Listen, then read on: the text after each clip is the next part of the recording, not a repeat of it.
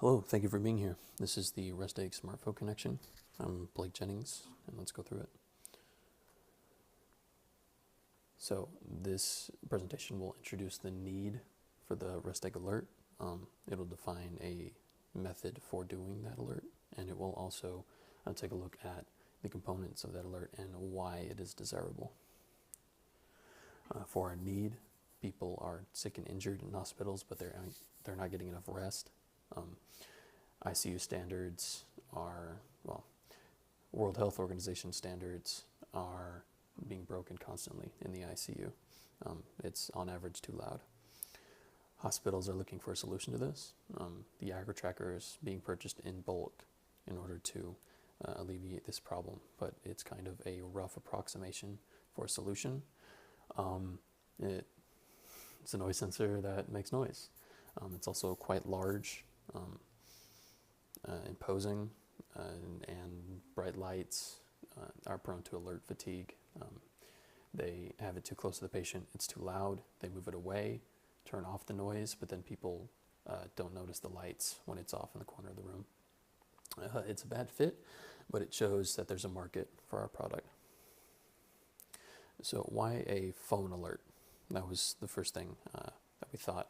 Everybody has a phone, or at least 70% of US adults, probably a higher percent for young kids, but caretakers, adults, 70%.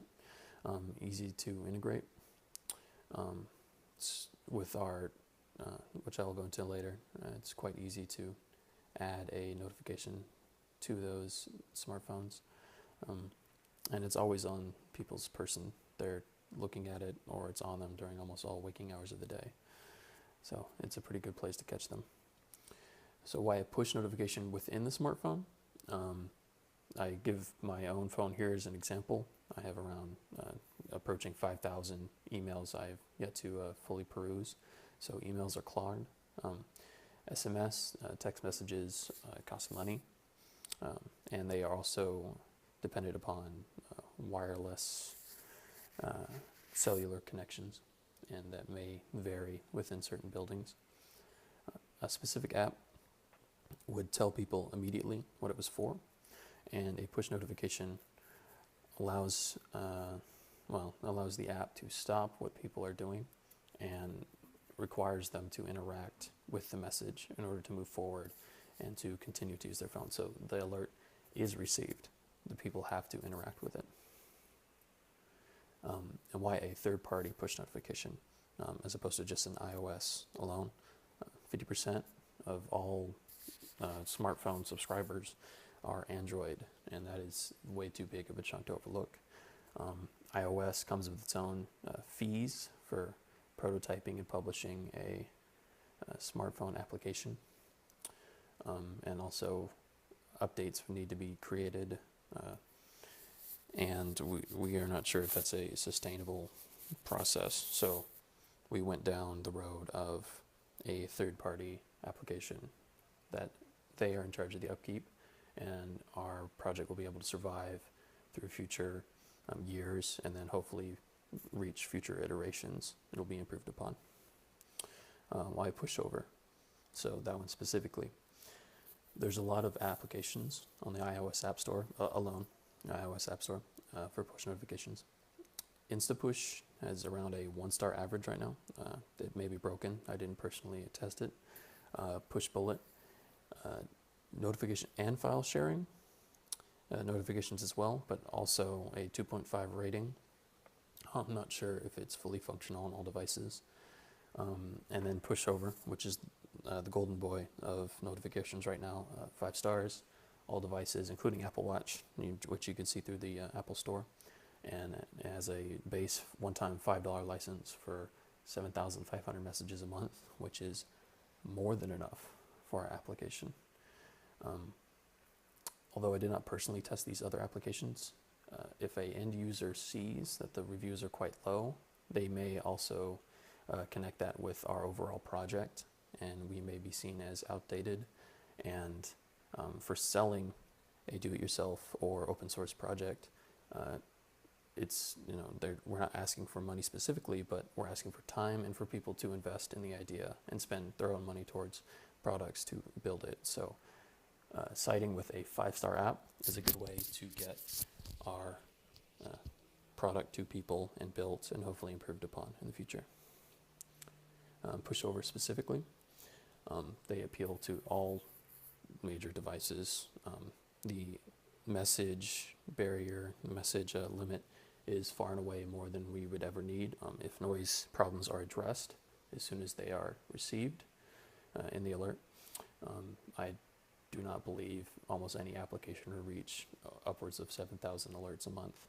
Even if you are creating multiple REST eggs and using them in many rooms in a hospital, if things are addressed as soon as they are, as they come up as a problem, that limit should not be reached. But if it is, a relatively inexpensive fee is available, $50 for 10,000 more alerts, but that would be for a mass multiple REST egg solution if somebody were to implement that, or a hospital.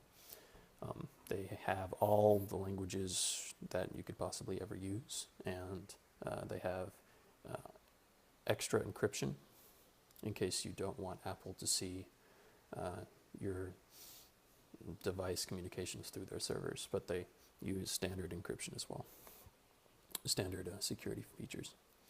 The script, this one's Ruby, and it's given on their FAQ with directions. Very nice for end users to look at. 11 lines of code, but only 3 of those need any customization. It's secure, and it's, because of its compactness, it's also very low impact on the CPU usage. The 3 lines of copy and pasting are quite good for our end user goals. We wanted to make it as easy as possible, even for somebody who is not used to coding at all, to implement this design. The output, this is an example. On the left, once you hit options on the push notifications, so already then you have read the message and you are interacting with the notification. You are able to open or delete the message, and when you hit open, you go over to the right and you see the name of the device, the logo, and also a message associated with it.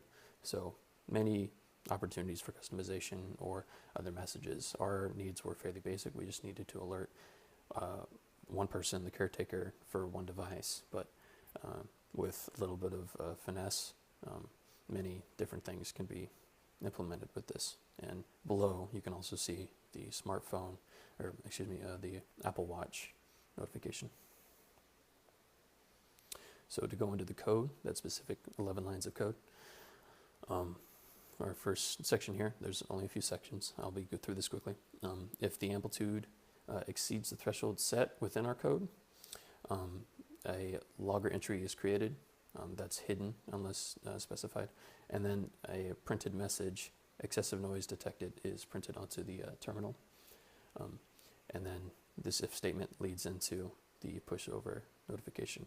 So this is the real beginning of that. All right, so we're creating a post request to be sent to the end of the API at the given URL. A request is made for that URL, and it will be filled with a JSON object, which is given these parameters, the token and user key, which are given on the pushover website, and a message, which is edited to taste. A new response is created between the host and the port, and this response is secure. We could turn this off, but it might result in a rejected communication, so we just kept it true. Secure connection, where we verify the certificate, and then we send the request that we covered previously with the JSON object. And then a simple pause to make sure that there's not multiple messages sent for no reason. We send one, and the end user can address the problem. And this is the, if not, no sound detected on the logger. You can view this if you want to, but this is kept hidden by default to reduce noise on the terminal. So for our end users, ideally, as I said before, we only want them to edit these, or they only need to edit these three things, or really basically just the token and the user key if they want to make it as accessible as possible. For the command line use, if you run this one line out of the terminal with all of our files loaded up, it will run with the necessary parameters that you input right here. So that is also reducing the strain on our end users, especially if they're not used to coding. So M is the microphone. The default is 0, it's internal, but the one that we have is USB, so it's at the 101. And N is the threshold value that is set. 0.5 is very high. It's set as a scalar of 1 as compared to the microphone that's input. 0.5 was for the demo. A lower value of around 0.2 is usually around sleeping value for our personal microphone. E is an email option, but we didn't implement that. It would email a .wav file of the sound recording, because we take a recording and analyze it, but that would be too much strain, and we just wanted notifications, so that is not being used right now. And V is just verbose mode. It gives more details while the application is running. So why RPi? Stepping away from the push notifications. It's more powerful than the Arduino, and it's able to pull off Wi-Fi communications easily. It's a computer. iOS basically needs Wi-Fi. Bluetooth is also varied within the home, so Wi-Fi is definitely our selected route. And also our CPU usage is around like 5% when the application is running in the background. So the Raspberry Pi is powerful enough to handle many intensive functions that can be added on later with future iterations of the project. So our components were around $100. This is for demos though, prototyping. It could be around $50 realistically. And then with the Raspberry Pi Zero and the parts listed here in my Amazon cart, you can get around $30 for this entire project. It's also on Amazon, all of the things that I needed, so that opens us up to more users who are not used to going to specific websites for parts and components. Open sourcing progress, Instructables and GitHub are up, and there's also a demo that I've included in this email message. These are still needing a little bit of progress. If I intend to have it accessible to people who are also not used to coding, so these will go through more iterations to be finalized. I'm hoping at the end that somebody who is not used to coding at all can follow the directions and be set with the device. So in conclusion, Raspberry Pi is powerful. Push notifications are a very effective way to reach people nowadays. Pushover is quality and is a good thing to side with. It'll be here for a long time, I assume. The small charge and the other fees, along with their track record as a pretty good company, Superblock, with other 5-star applications. We should keep it around for a long time, and by extension, make our project more relevant into the future. Yeah, and it encourages future improvements on the RESTEG. So yeah, all rights reserved for all trademarks shown. And then some references that were listed before. Thank you very much for watching.